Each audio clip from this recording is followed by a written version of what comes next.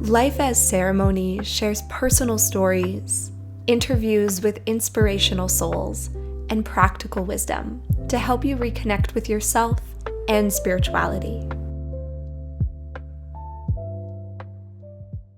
Welcome back to another episode of Life as Ceremony. I'm your host, Sam Squire. Thank you for joining me. Today, I thought I would share some of my favorite year-end journal prompts with you.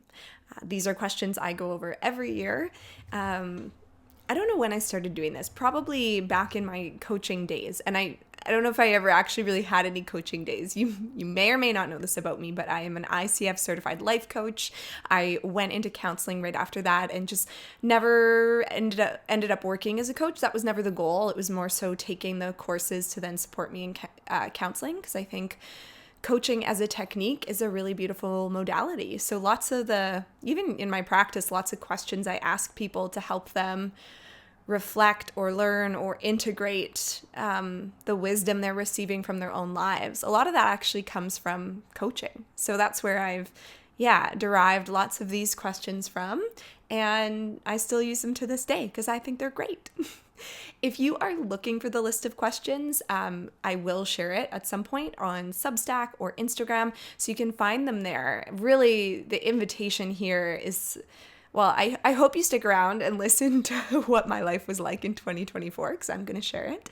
But really, the invitation here is for you to sit with the questions and for you to share them with your partner, your friend, go back and forth. It's really fun. Last year, I did this with my husband, a couple different friends. It's a really fun activity to do with someone else. Also, if solo is more your thing, grab a warm, soothing beverage and your journal and go write about them. So lots of different ways to do this. Or you can do what I'm doing. You can throw your video on record and talk out loud to your dog. My dog is right beside me. Yes, I know, always. Okay, so first question. Roses of 2024. So I often ask this question, what's your rose, what's your thorn, i.e. your highlights and your lowlights. So some of my roses from 2024, we're traveling to New Zealand with my husband. We got married in 2023, but we did our honeymoon in 2024, and we traveled New Zealand. And maybe, okay, I'm going to list them off and then I'll share some stories about each one. See, it's easier to do with a partner when you have someone to go back and forth with. So traveling to New Zealand with my husband, which was amazing, and I'll share some stories from that, as well as my trip to the Yukon and Dawson City with my partner and a friend, and moving to Whistler. That happened in 2024. Big rose, love it up here. Writing a book proposal and pursuing a book deal, which I will share as much as I can share with you about that today. And hopefully in the future, there will be a solo episode about just that. But I will share everything that I can with you today about that. Launching this podcast was a rose, launching a new website, a new way to work with me one-on-one, my mentorship programs, and launching a retreat, which didn't end up happening, which I'm going to talk about later on in this episode, because launching it alone was actually a huge rose. It was a rose and then a thorn and then a big rose, and I'm going to explain what I mean by that in a moment. But back to New Zealand. That was the first place I have ever traveled to in my life where I didn't want to come home. I love traveling. I'm also a homebody. And I do feel like I've worked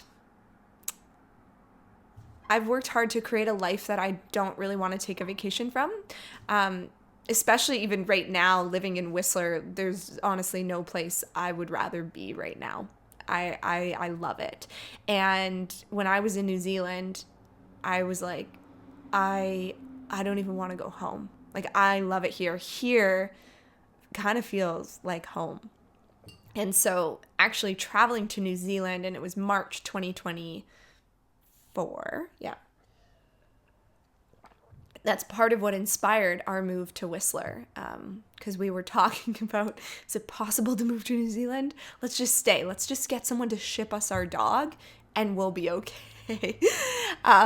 Yeah. And so it was a really, really special place. And it was one of those trips where everything worked out. You know, when you're driving and you pull up to a light and it turns green, and then you're driving, you pull up to the next light and it's green, and you're like, oh my gosh.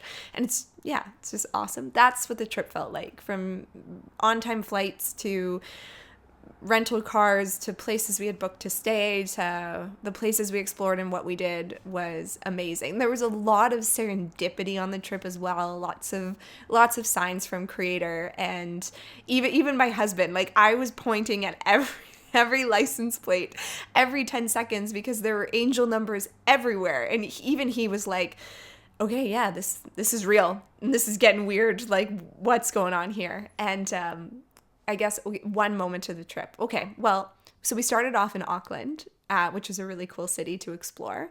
And then we went to an island called Wahiki.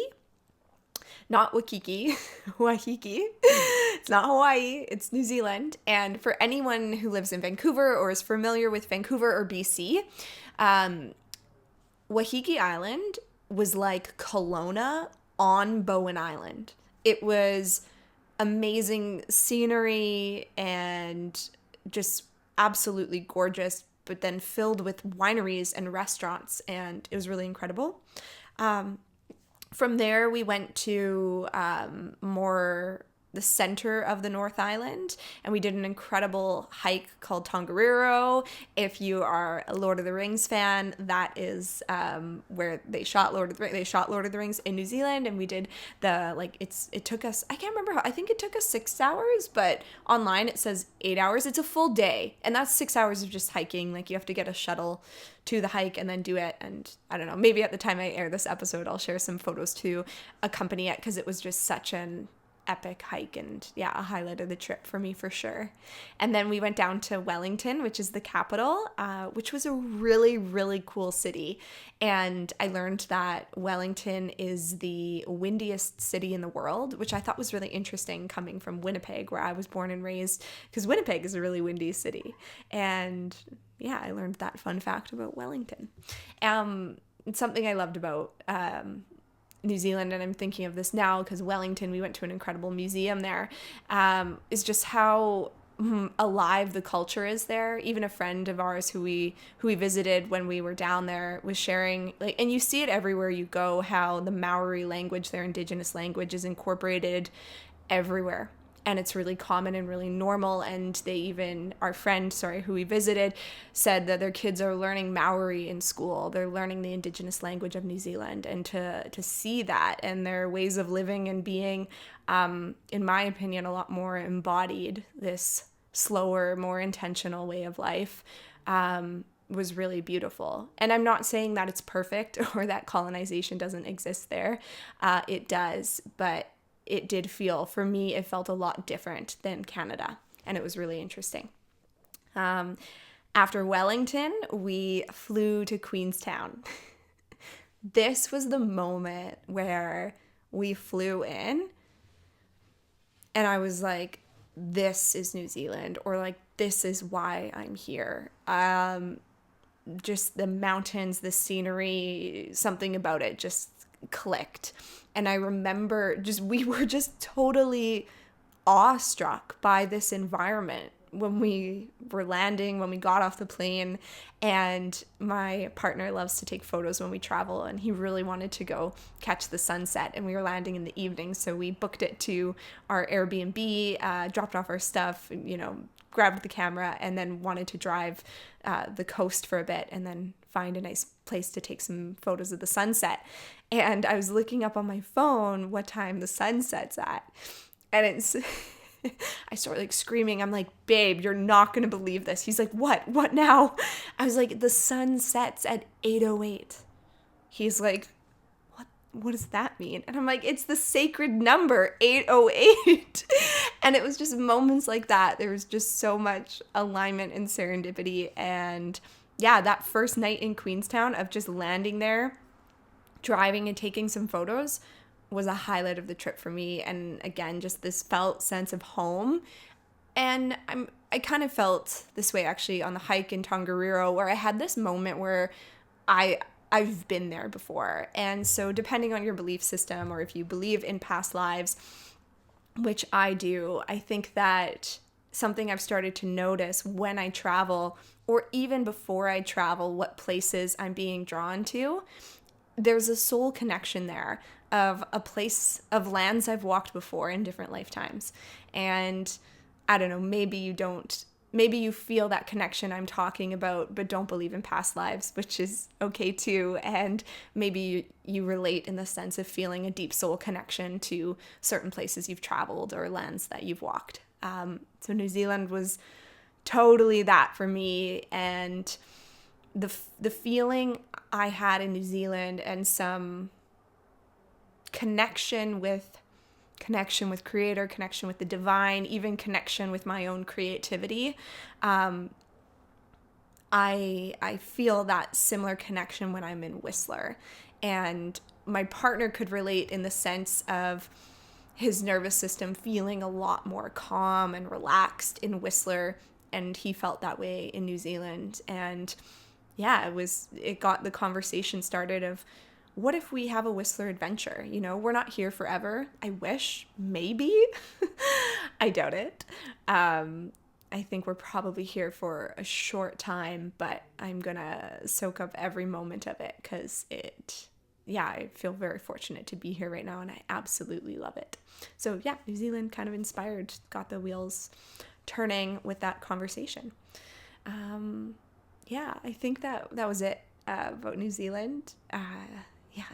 And it was such a fantastic trip that I'm still to this day in this moment shocked that there was another trip in 2024 which was also filled with so much serendipity and so many amazing laughs and good memories that it competed with my honeymoon. I look back on 2024 and I'm like, which trip was better? And I'm like, I don't even know. I honestly can't pick. And going to the Yukon and visiting Dawson City with my friend was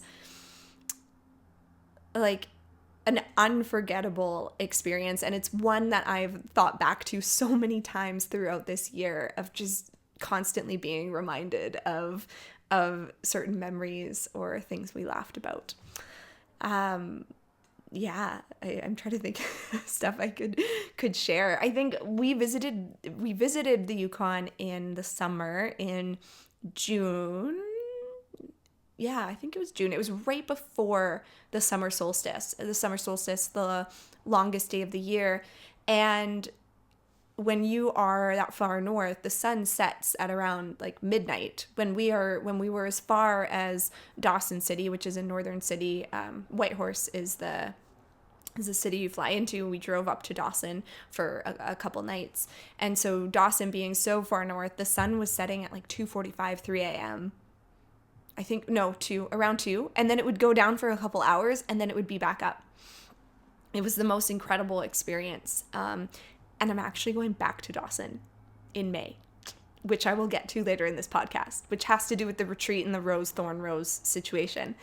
So just to be able to get to go back there twice within a year, technically, something I never would have predicted, and I'm so excited about.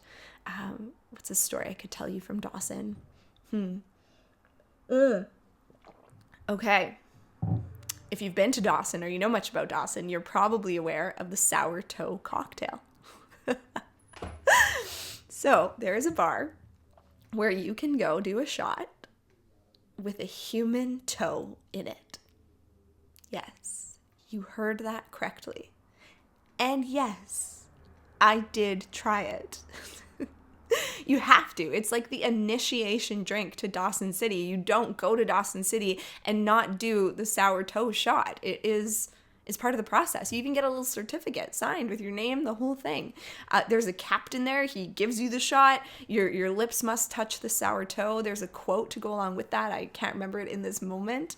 But it is literally a mummified human toe in a shot of whiskey. I don't like whiskey, and I don't drink much at all. I think when I shared this with most people, they were like, wait, like you had a shot, Sam, of alcohol? I'm like, yeah, and it had a mummified human toe in it. You can look this up. This is legit. So that was a crazy moment, funny story highlight. There was also, so there's this place called Diamond Tooth Gertie's. Again, if you've heard of Dawson or you've ever been there, you definitely know of Diamond Tooth Gertie's, where you can go and watch a show and play blackjack, and Dawson, the whole city, and Diamond Tooth Gertie's like takes you back in time. It is just wild. It is so cool. Like you really feel like you are stepping back into a different era. And so we're playing blackjack, me and my friend, and we're, go big or go home. So every time we're like hit. We're losing all of our money.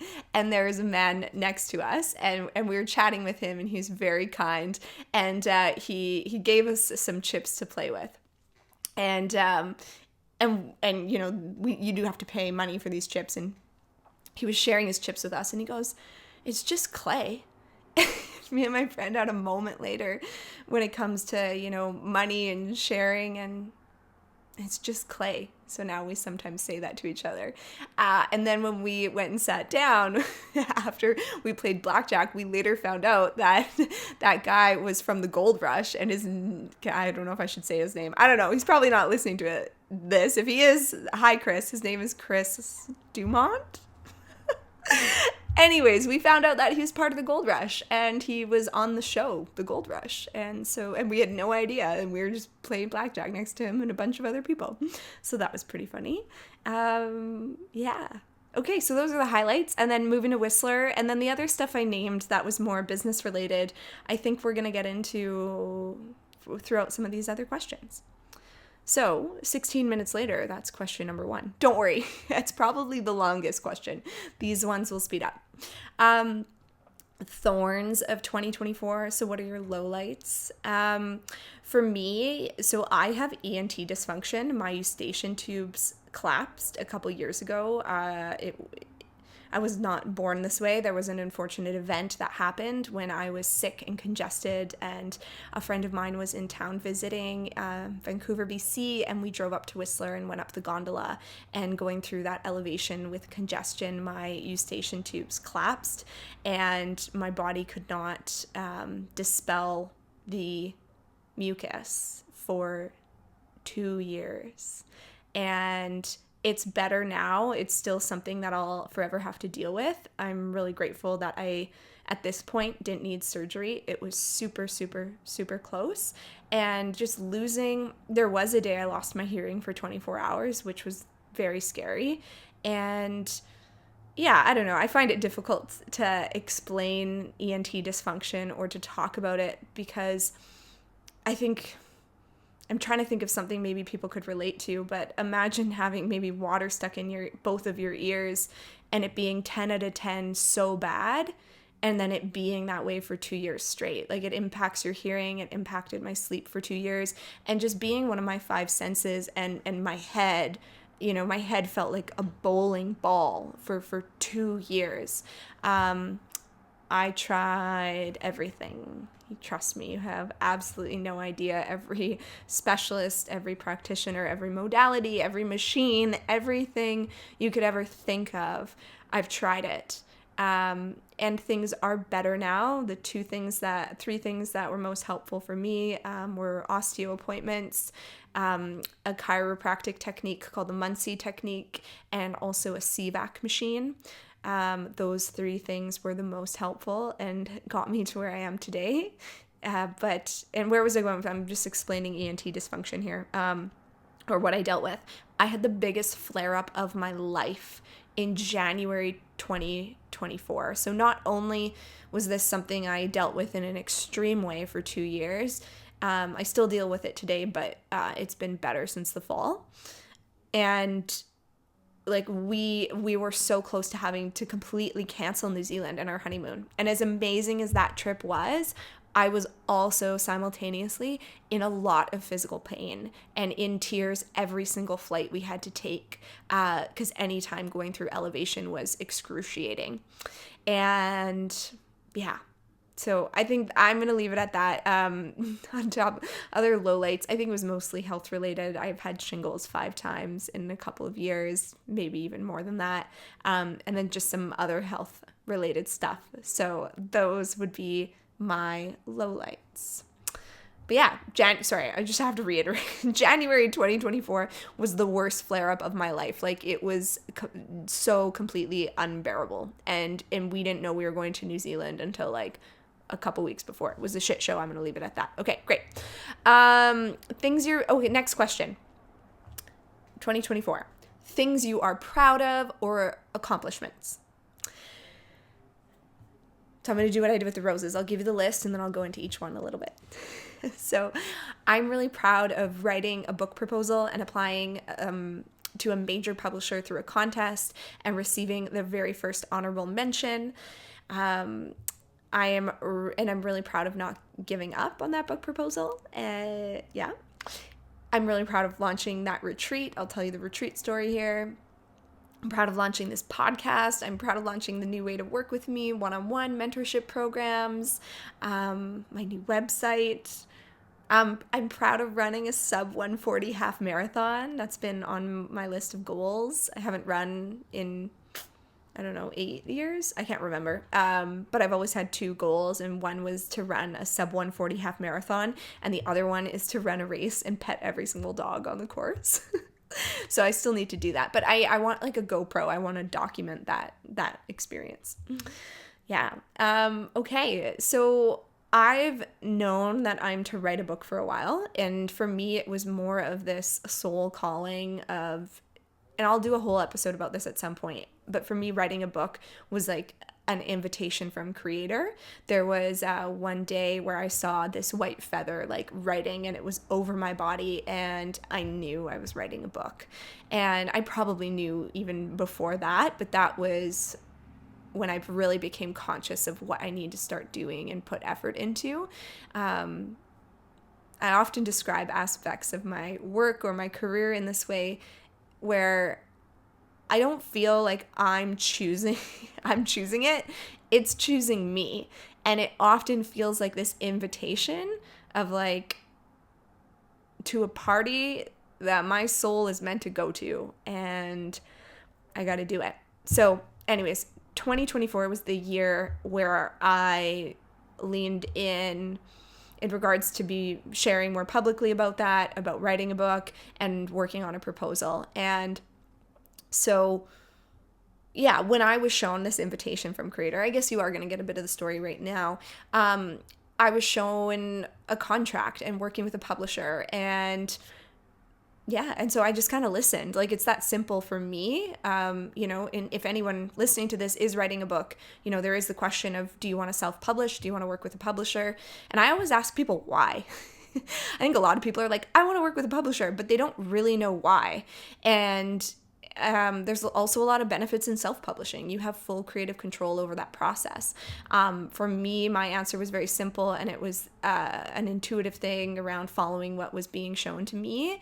And I'm laughing because sometimes I can be a little... My husband likes to say stubborn or controlling. No, I'm just kidding. Sometimes I just like things done my way, And I think part of this process for me is to lean into others for support and allow the process to be collaborative and creative. And it's okay to receive help and not do everything on your own, right? That stubbornness of like, I'm going to do this on my own. I think that's part of my lesson in this journey, is to accept help from others. And,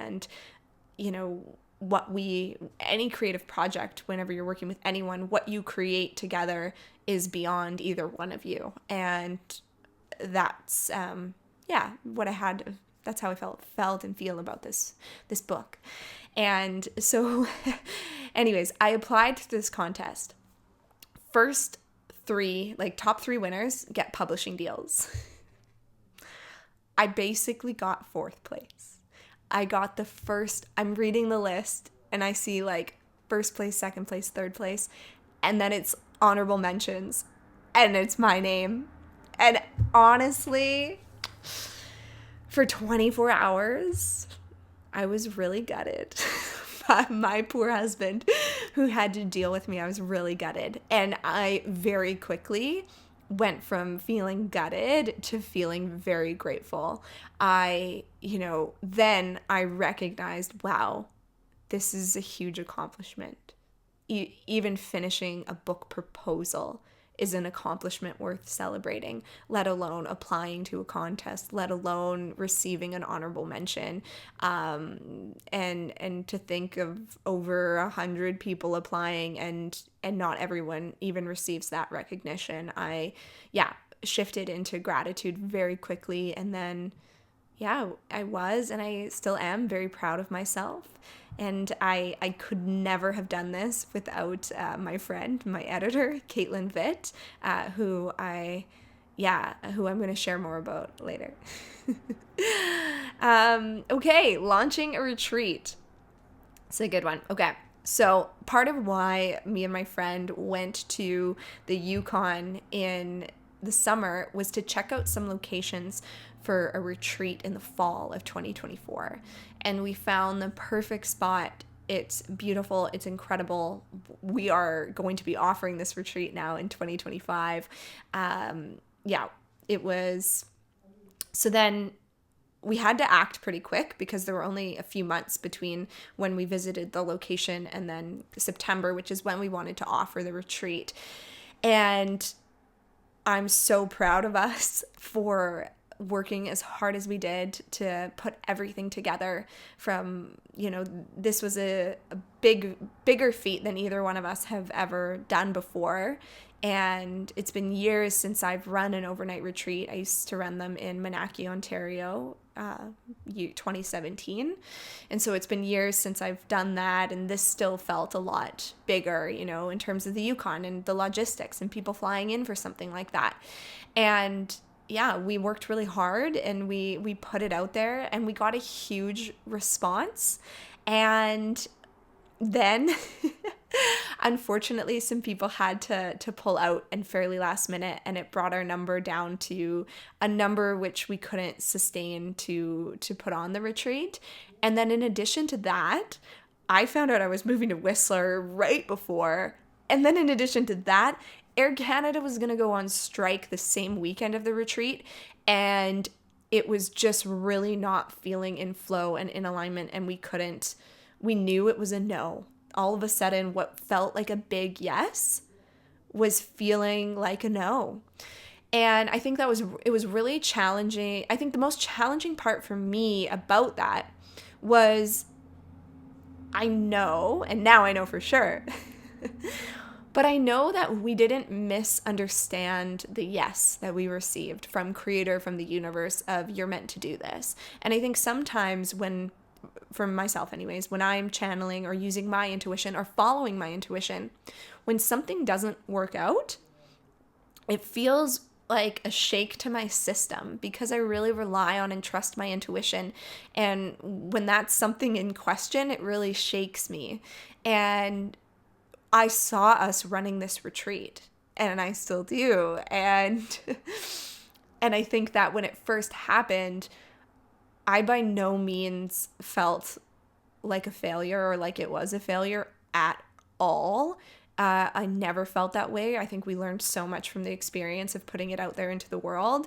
I think the challenge for me was I saw this happening. I feel really confused. About, and things change from a yes to a no, but I was still getting a yes.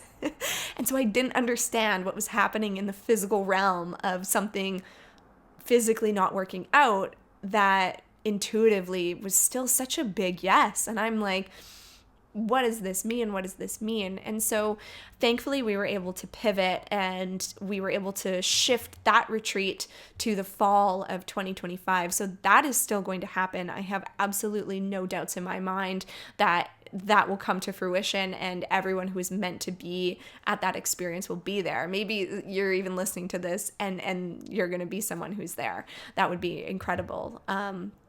Yeah. So, okay. So then what happened? My friend Caitlin, I know I've mentioned two Caitlins. I don't want to be too confusing on this episode. So my friend Caitlin is actually from Whitehorse, Yukon. And a friend of hers is associated with YPO, Young Presidents Organization. And I guess someone from YPO reached out to my friend's contact in the Yukon and said what they were looking for in terms of some kind of retreat. And thankfully, our web page was still up. And my friend's friend sent that along and sent along my friend's contact information and was like, because we had put this out there, this person thought of us when it came to running a retreat for YPO, Young Presidents Organization. And so thankfully that link existed and they got in touch with us. And now in the spring, May 2025, we are being invited back to not only, the Yukon, but also going back to Dawson City. And we're hosting an exclusive retreat for just a chapter or a forum. If you're familiar with YPO language, you'll know what that means. But basically, one of the groups through YPO, one of their tight-knit groups, we are going to go up and share an offering, a retreat offering with them. And that never would have happened if we didn't move forward with the retreat in 2024. And I think it was one of those situations where sometimes Creator has bigger plans for you, or whatever you see happening is not wrong, but sometimes you might just have the timeline a little mixed up. And yeah, so what was a rose, which then turned into a thorn around it, not coming to fruition, then turned into a much greater rose and vision than we knew, than we thought of. And that was really like kind of brought to us, which was pretty incredible. Yeah. Okay. Those are what I'm proud of my accomplishments. This is fun. Okay. I hope you're having fun. Ways in which you next question, ways in which you shared your gifts with the world. For me, it's through my writing. It's through working with people one-on-one. I think I share a lot of my gifts through my work. Yeah. I also think I share some of my gifts with my friends or my family. And I guess what's coming to mind is cheering my friends on. I think one of my strengths is highlighting other people's strengths. And I think my friends would say this about me. I hope they would, that not only am I their biggest cheerleader, but how safe they feel coming to me to celebrate their wins and their successes, because I'm so genuinely happy for them. And yeah, and I think that's one of my gifts, is to be really excited alongside you, to wholeheartedly celebrate your wins with you, also be there to grieve your losses with you. So yeah, I think that's one of my gifts. Next question.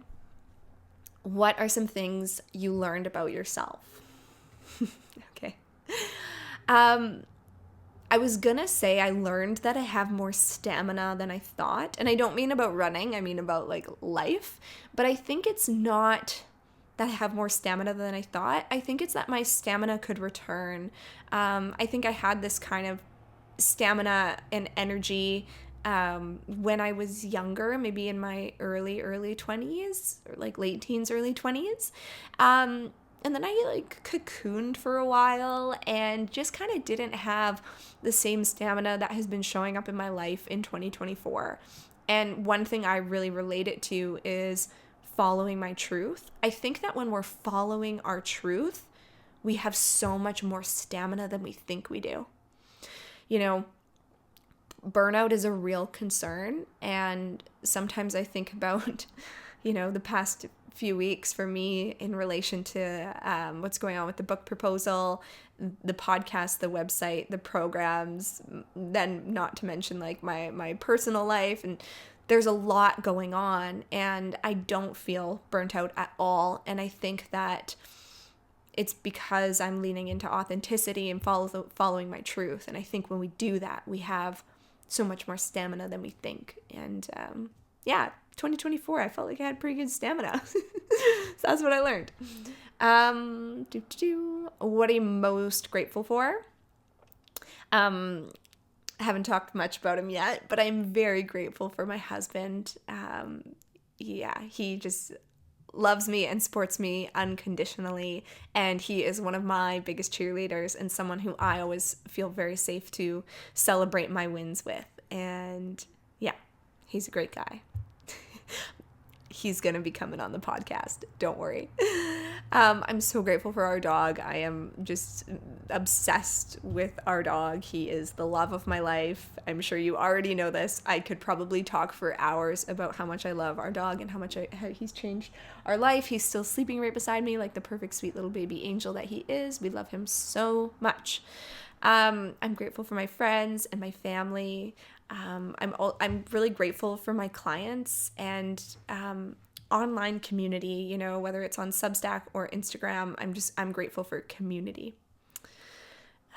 Okay, this next question I'm not going to answer, but I'm going to share it with you because it's really important. Who are the people who showed up for you or people who made an impact on your year? It's a great question, and part of the reason why I'm not going to share it here is because I'm actually going to write these people letters or send them messages and let them know. So I just wanted to share that because that could be an invitation for you as well, is allow that answer to that question to leave your journal or whoever you're sharing with and reach out to the people who are actually on that list. Biggest lessons I've learned. Okay. When you hold clarity in your heart of something that you know to be true, welcome the unfolding and allow yourself to be surprised by how you get there. So for me, whether it was the book or the retreat or moving to Whistler, these are all things that I had a lot of clarity around in my heart. And I just had to really welcome and surrender the unfolding and be surprised by how I get there, which I'm sure you can see in the example of the retreat that I just shared. So, and coupled with this, I also learned, like, you'll know when it happens. If you are like me and you are so curious and you never run out of questions and you always want to know how everything is going to unfold, and even in terms of my gifts around channeling, which I believe we can all do, we can all channel and explore and use our intuition. You know, when I was channeling some of these things of like, when are we moving? Where are we moving? What's happening with the book? What about the retreat? And when I'm sitting and I'm meditating on those questions and I'm not getting an answer, I realize that the answer was, you'll know when it happens. You can't always know everything before it happens, you know? That would take away the felt sense of surprise, you know? And I think surprise is something we're supposed to feel. And so that was another thing I learned, big lessons learned. You'll know when it happens. Okay, next question. Best book you read? Bird by Bird by Anne Lamott. It is so good. It is so funny, relatable. It's technically a book for writers. I read it at the beginning of the year. I feel like anyone could read it. It was so good. I'm going to share with you 2 quotes from the book that I highlighted so much of that book. And I just quickly looked up 2 quotes that I remembered off the top of my head. So these are just 2 off the top of my head. There's so much good stuff in that book. One is very short, and it's, becoming a writer is about becoming conscious. I just really loved that. And then Anne Lamott describes metaphors as a way to explain the unknown in terms of the known. So when science writers use these tools, they bridge the gap between everyday things and experiences and the technical world of their subject matter. And as someone who loves metaphors, writes with metaphors, I use metaphors a lot in my work, even with clients. I just thought that was a really beautiful way of explaining what a metaphor is. It is a way to explain the unknown in terms of the known. So yeah, Bird by Bird by Anne Lamott. Best movie you watched? I honestly don't know. I can't think of one right now. Yeah. Also, just on the note that I don't know and I don't have an answer to this question, I think that I might start a note in my phone of movies I watch in 2025. That could be kind of fun. And then I can go back and reflect on which one was the best one at the end of the year and which movies I watched and what impact they had on me. So, and I'm sure maybe lots of you listening already do this, where you keep track of the movies you watch or the books you read. Might be a good idea. Yeah. Anyways, best series you watched. Nobody Wants This with Kristen Bell and Adam Brody. I am obsessed. I loved it. I can't tell you how many times I watched it because you will think I have lost it. You'll judge me. And so I'm not going to share the number of times in which I've watched this series, but just know that it is more than you think. Biggest laughs you had. Okay, the biggest laughs I had were the trip to the Yukon, and more specifically in Dawson City. So some people jokingly call it Dos Vegas, and I just feel like Dos Vegas Sam is a version of me who I met for the first time in 2024, and she is so fun. There were so many things that were very funny that I cannot publicly share. I'll share one. It's one of those gotta be there moments, so it's probably not gonna land in the same way, but just know if you were there, it was so funny, okay? So we're staying at a place called Bombay Peggy's. If you've ever been or want to look it up, really interesting place, okay? And the carpet is all like super thick, cushy velvet carpet. And there's a staircase. I'm sure you already see where this is going. So my room is upstairs. My friends are in the lobby waiting for me. And I'm coming down these stairs. And I see them. And I'm like, hey. And as I say hi, I completely slip. And I just carpet burn all over my body, all the way down the stairs, like like this super steep staircase. I just went down. I had absolutely no alcohol in my system. It was such a bad fall that my friends didn't even laugh. They just ran to my aid and were like, "Oh my God, are you okay?" That's how bad it was. I was laughing. I was totally fine. And then we all laughed and made fun of me for the rest of the trip. So that was a good laugh. Just a fun, funny, embarrassing memory and moment of 2024. Okay, actually, yeah. Okay, so that was the biggest laugh. On to the next question. Best memories or moments. So I think I've shared that with you already throughout the podcast, so I don't want to be repetitive, but one of the best moments and memories for me from 2024 that I haven't shared yet in regards to writing that book proposal is the experience of writing that with an editor and a book coach. So my friend Caitlin Vitt, who is the author of an incredible book called Planted. I will definitely have her, and I'm gonna have her on the podcast lots. She's gonna be a recurring guest. So there's lots to chat with her about.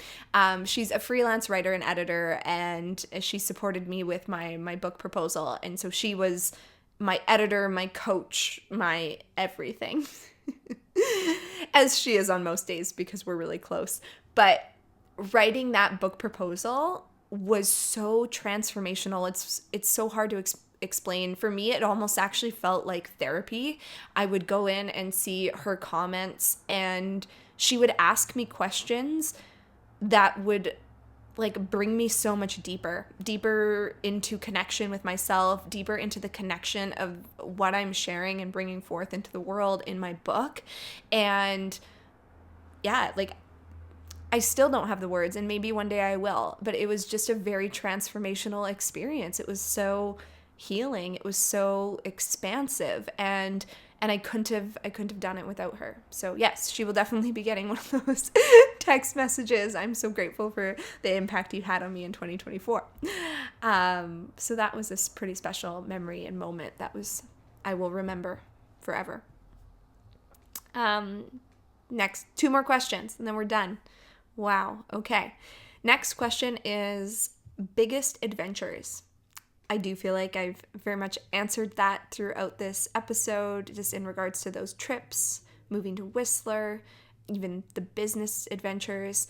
I actually think one of the themes for 2024 for me probably is adventure, which leads me to our final question. What theme was evident for you in 2024? And I'm just going with the flow out loud right now. I have not really thought about this until now. It's a different experience being recording versus writing for me. Maybe I'll write a Substack as well to accompany this episode or something. But I guess one of my themes was adventure, and another theme was let's fucking go. LFG.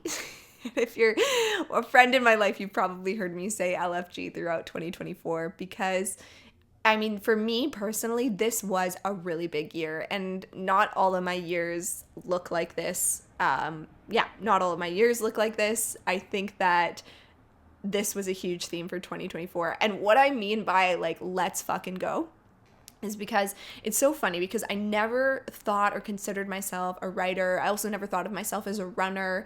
I didn't necessarily want to be the person hosting retreats. I also didn't want to start a podcast. And it's my ego that didn't want to do all those things. My soul is meant to do all these things. And my ego is like, I don't want to deal with the tech aspect of a podcast. Or I don't want to deal with the logistics of hosting a retreat. But it's something that my soul is so meant to do, whether I like it or not. So in 2024, when I said yes to the retreats, yes to the book proposal, yes to the podcast, the website, like I really leaned into all of it. It's because in 2024, and I already knew this, but I had and I have no other option. And I don't mean that in a disempowering way. I mean that in this like deep soul knowing that whether I like it or not, this is what I'm meant to do. It's just a matter of when. So in 2024, I surrendered and I said, let's fucking go. So that was very much a theme for 2024. Yeah. Thank you so much for listening to my verbal journaling session about reflecting on my 2024. I will link in the show notes. I will share a link in the notes where you can find all these questions written so that you can explore them with someone in your life, or journal about them. I think it's a great way to end the year. I think reflection is important all times of year, and I hope you have a lot of fun with them. Thank you so much for listening.